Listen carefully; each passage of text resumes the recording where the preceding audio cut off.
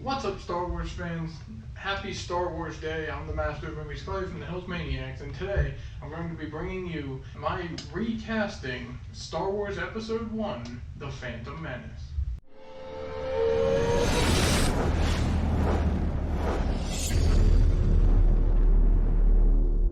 So, like I said in the intro, I'm going to be recasting Star Wars Episode 1, The Phantom Menace. I'm going to be doing a recasting for the entire, basically, Star Wars timeline, including the Disney Plus shows, Clone Wars, Rebels for live action, as well as Star Wars Resistance. Anything that is part of what they call the Skywalker saga.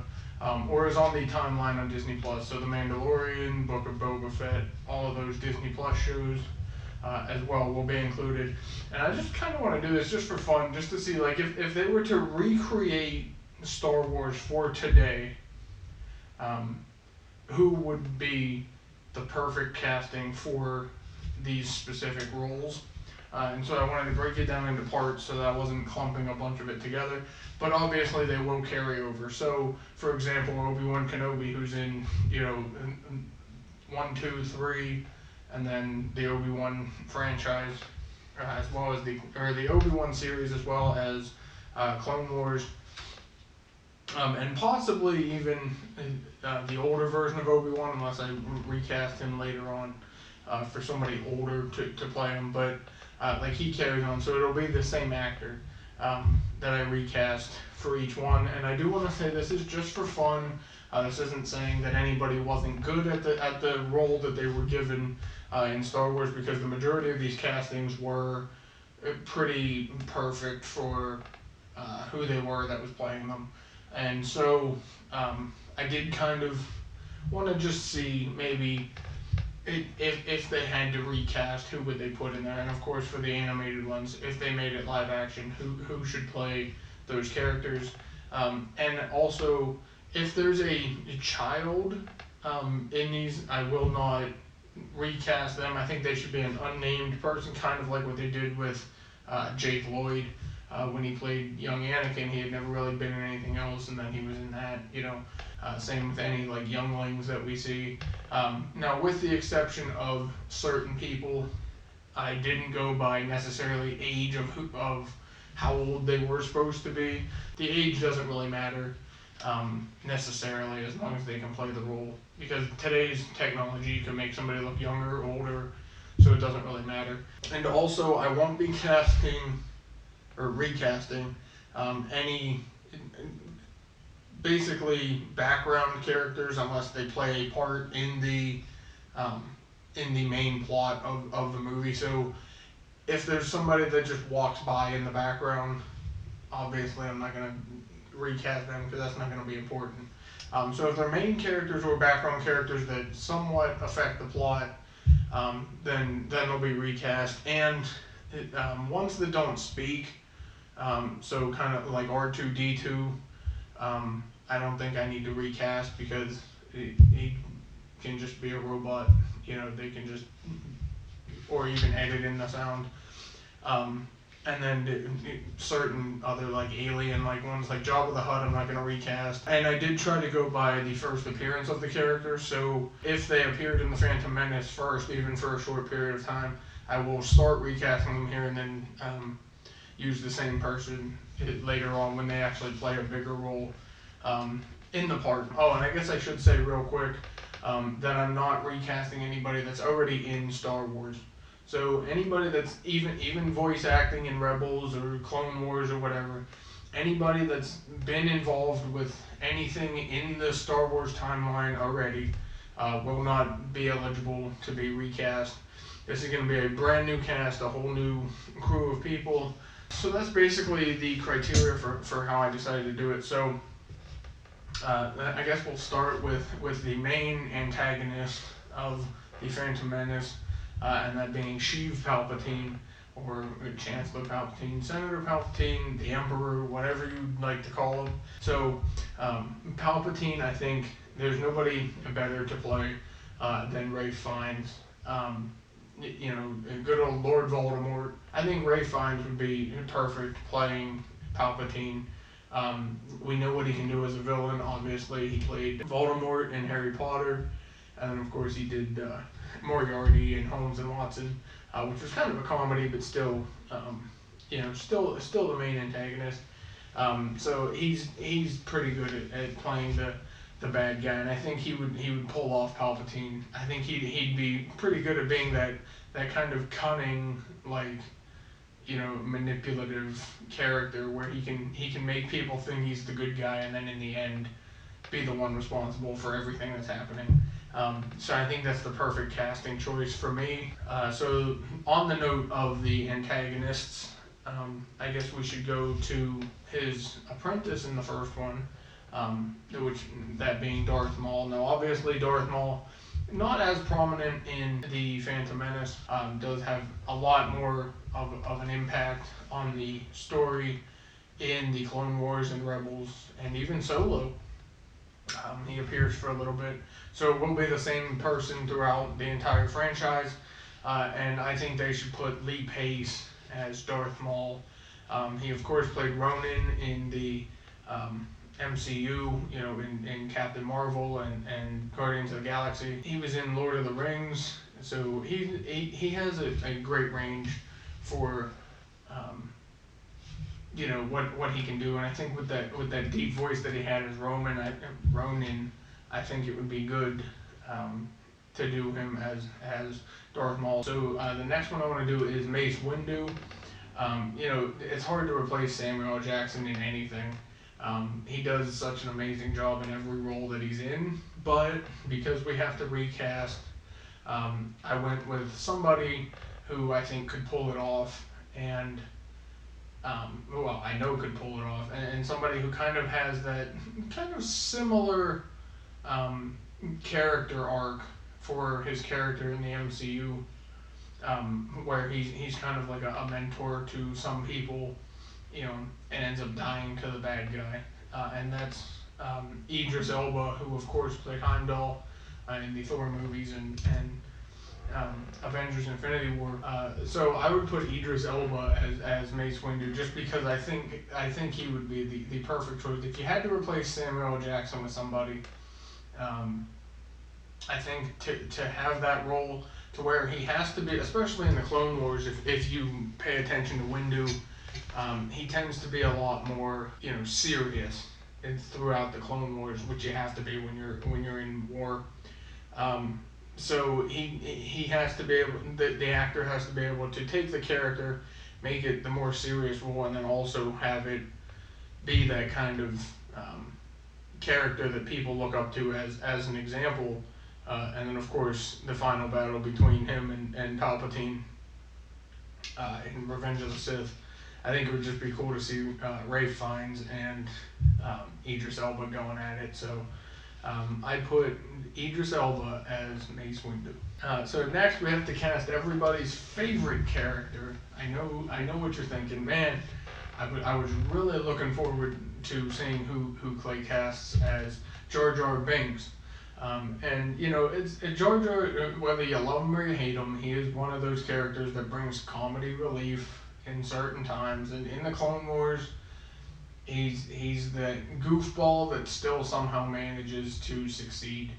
And I think somebody who could play that kind of goofball character. The first person that popped into my head was Jim Carrey, but I didn't think that he would fit that necessarily for Jar Jar Binks. So I went with Matthew Lillard. He obviously plays Shaggy in the Scooby-Doo movies. He was in Scream and things like that. He has a wide range of characters, and they're all kind of kooky and crazy, and he's just good at playing those kinds of characters. So I think hearing Matthew Lillard as Jar Jar Binks, trying to do the voice, I think would be fun too. And he could even use his Shaggy voice if he wanted to. So Matthew Lillard as Jar Jar Binks. So the next one I have is Newt Gunray. Again, not really a kind of prominent character necessarily, but he does, he's in the first 3 movies, he's in the Clone Wars, has a lot to do in the Clone Wars. So I casted him, just for this. Obviously, it'd be somebody in a suit and talking, but there's somebody I think that could pull that off. Would be Bill Murray. I know it's kind of a weird casting; you wouldn't expect that kind of thing, but I think he could do that. Just have fun with the character and just make him that kind of. Yeah, he's technically a bad guy, but he's not really a serious bad guy. And I think we kind of got that in Ant-Man and the Wasp: Quantumania with his character Lord Krylar, who was basically the leader in the quantum realm, but wasn't serious. He was just having fun, kind of. So I think Bill Murray could pull that off. I know it's a weird casting, but hey, why not? Next up would be Anakin as a child. Obviously, I said I'm not going to cast the kids, so we'll just leave that one blank. So next I have, on that note, we'll go with Padme Amidala. I tried to get somebody younger, not necessarily the age of 16, but somebody younger than I think could pull that off. And so I went with Jenna Ortega, who's been in a lot lately. She's in Scream 5 and 6. She was in stuff on Disney Channel. She was in Wednesday. But I think she would be great trying to play Padme, and that story and that character arc that she has to, get into, not just in the Phantom Menace, but in Attack of the Clones when she starts to, fall in love with Anakin again.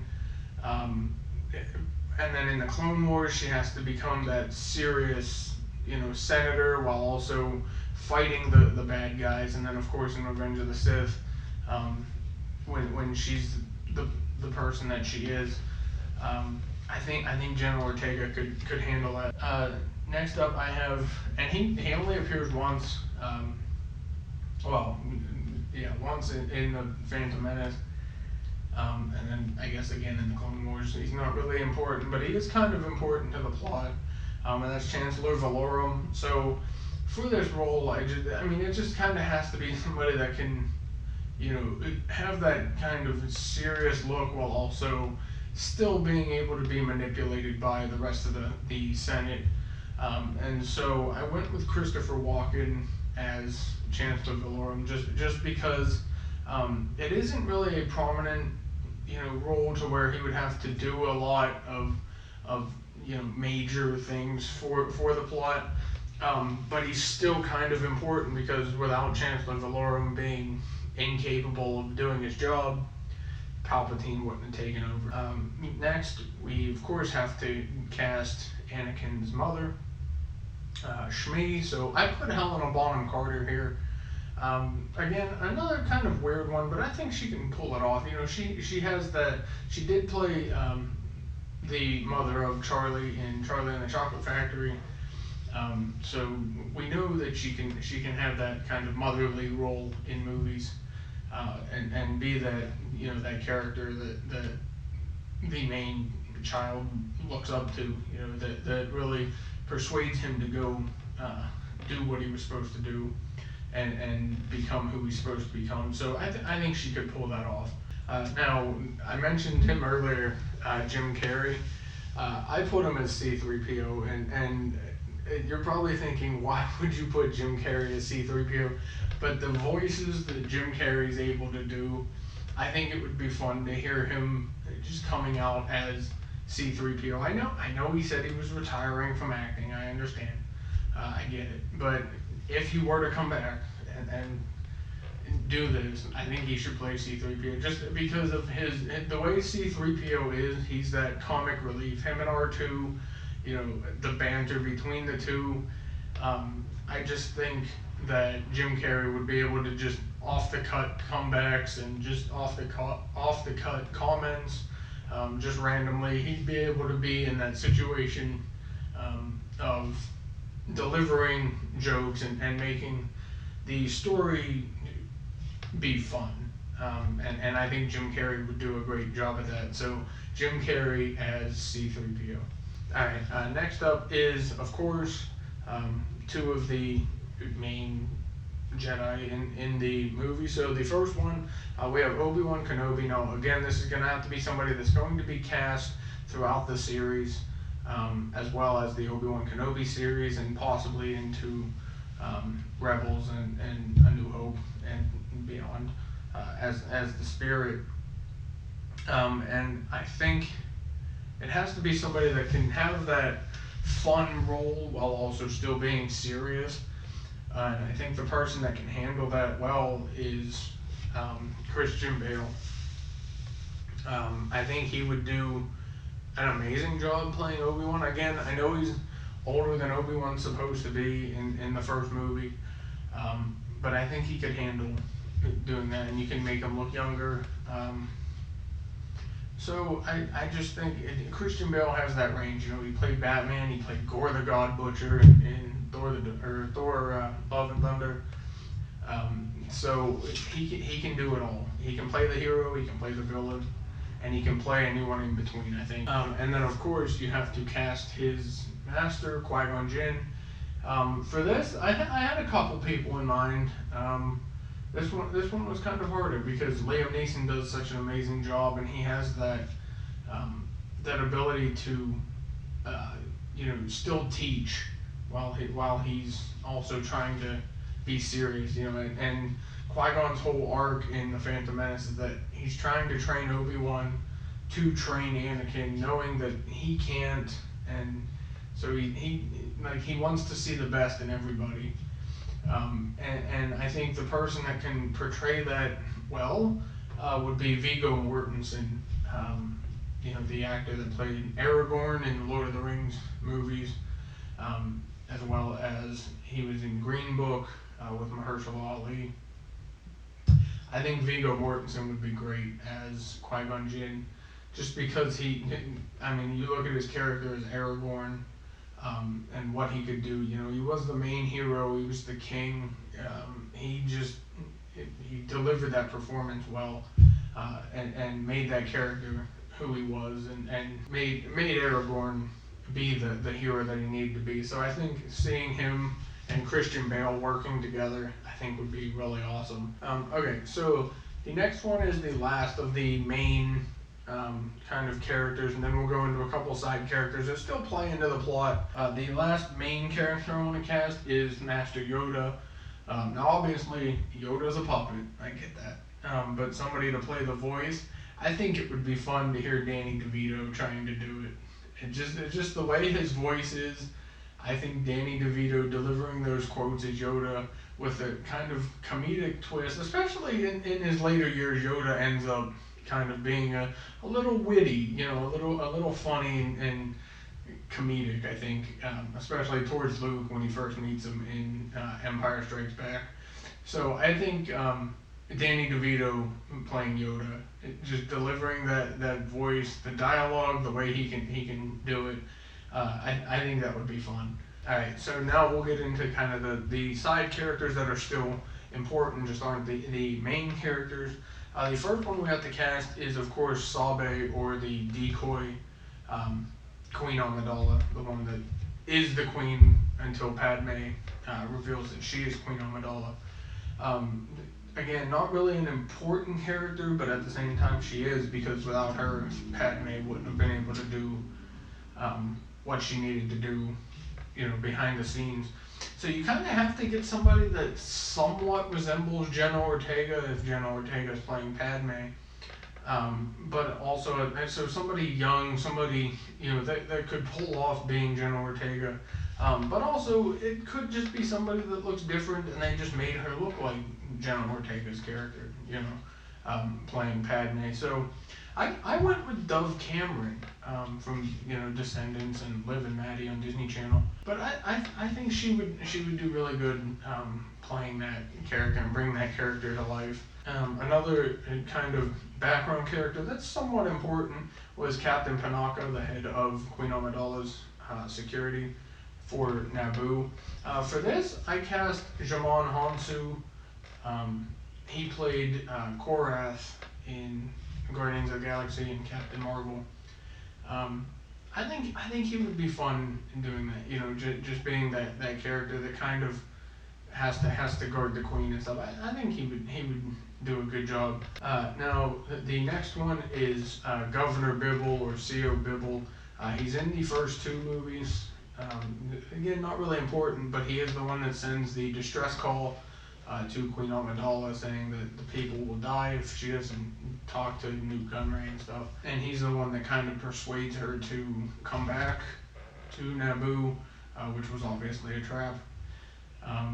And so for this, because it's not really a main character, but still has to be persuasive, I went with Ian McShane, who plays Winston in the John Wick movies, as well as Blackbeard in Pirates of the Caribbean and some other awesome roles. But I think he would be, I could see him being in that role and trying to persuade Queen Amidala to come back, and just the way he talks and he's able to persuade people to do stuff in the movies that he's in.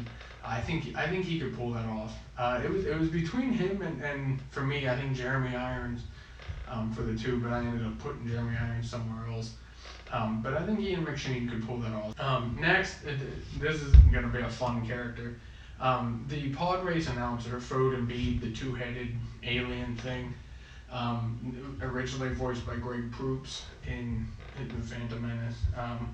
I went with Jeff Goldblum here. I think he would have fun just voicing that kind of commentator type character. Just watching what was going on and trying to keep up with it, and just hearing his banter and his commentary. I think it would be really fun to hear Jeff Goldblum doing it. I mean, he kind of did the same thing as the Grand Master. He just had that kind of quirky, just off the cut, just say whatever type of thing. So I think he'd be good at delivering that dialogue for Foden Beebe. Next is, of course, Jabba the Hutt. I said I wouldn't cast, but his right-hand man, Bib Fortuna, I know he speaks another language, but he is kind of seen, and he's human. He's not a robot. So I cast Dan Aykroyd. I think it would just be fun just to see how he was able to bring that character to life. Again, it's just like Bill Murray. I know it's just kind of a random thing, but you kind of need somebody in that role that can make the character fun, because Bib Fortuna is kind of that overlooked character. He is a serious player in Jabba the Hutt's gang. He is Jabba's right-hand man. So he does kind of have to have that sense of, seriousness while also still being funny, because he's not really that important. All right, and then I have, of course, Watto, the Toydarian that owns Anakin and Shmi Skywalker in the Phantom Menace. And of course he shows up again in Attack of the Clones. Yeah, I had to find somebody who could do kind of that funny voice while also kind of being serious at the same time. And of course it would just be the voiceover, but I think James Spader would do a good job with that. He voices Ultron in Avengers Age of Ultron. He's Raymond Reddington in The Blacklist. But I think just hearing his voice and hearing him, how he brings the character to life, I think would be really fun. And then the last one I have here, I put is Mos Amedda, or the blue guy with the big horns that is Chancellor Valorum, and then Chancellor Palpatine's kind of like right-hand guy. He does play a bigger role later on in the Clone Wars. It's not as big now, but we cast him now. And he does have a deeper, kind of raspier voice, at least in the Clone Wars he does when he talks. Even in Phantom Menace or Attack of the Clones, whenever he talks. It is kind of a deeper voice. I went with Mahershala Ali. He does have that deeper voice. And Mos Amedda has to be kind of serious, because he has to keep order in the Senate, and he has to be the one to call on people and say that they can speak and things like that. So he has to be able to be serious and controlling and have that tone that gives it that controlling power. And I think Mahershala Ali as Mos Amedda is a fantastic casting. And then this other one, just for fun, If we had to cast somebody as the battle droids, obviously they talk, so I think it would be fun to hear somebody still doing that voice rather than just having, just somebody just talking or whatever. Having somebody actually doing it and bringing the banter between the clones together. I went with Owen Wilson just for fun. Obviously, the droids are important, but they're not where they necessarily need to be voiced by anybody specific. They could just be someone's voice and whatever. I think just trying to hear him talking as these droids in the different situations, especially more in the Clone Wars when they talk, and they really bring that emotion out in the droids, like, oh, I don't want to go do it because we'll end up getting killed. And it shows that the droids have emotions and stuff too. I think Owen Wilson would have fun with that, and I think I'd love to hear Owen Wilson being the battle droid for not just the Phantom Menace, but throughout the entire series. Especially later on in the Clone Wars when they get to that banter, not just between them and Dooku or them and Grievous, but between each other. Trying to talk. I think Owen Wilson would be great at that. So anyways, guys, there you go. That's all I have for my recasting of the Phantom Menace. If there's anybody that I missed that you think would be an important character that should be recast, leave in the comments who that is and who you would put in that position as that character, and tell me who you would recast if they were to remake the Phantom Menace today using actors that weren't in Star Wars ever before, or and actors that are still alive, obviously, because they're making it for today. Let me know who you would put in these different roles as these different characters. And this is just for fun. Again, I like watching some of these videos online. I know there's a bunch of different ones for different movies and stuff, but I figured I'd give it a shot and just kind of throw out there who I'd like to see in these different roles. So that's all I have for my recasting of the Phantom Menace. I hope you guys enjoyed this video. Stay tuned for what else we got going on. Happy May 4th, everybody, and may the 4th be with you.